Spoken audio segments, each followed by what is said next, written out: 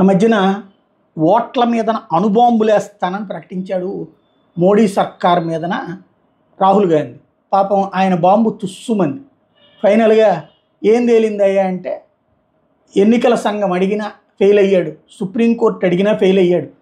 67 లక్షల ఓట్లు తీసేయడం తప్పని చెప్పినోడు ఇంకో 87 లక్షల ఓట్లు తీసేయమని అడిగే స్థితికి దిగజారాడా ఎదిగాడా అన్నది ఆయనకే తెలియాలి. సరే, ఆయన అభిమానులు, మోడీ ద్వేషులు, లేదంటే కనుక ఆంధ్రాలో ఎలక్షన్స్లో ఓడిపోయింది కాబట్టి వైఎస్ఆర్ కాంగ్రెస్ పార్టీ వాళ్ళు రాహుల్ గాంధీని భుజానేసుకున్న విషయం అర్థమయ్యాక వాళ్ళు సైలెంట్ అయ్యారు.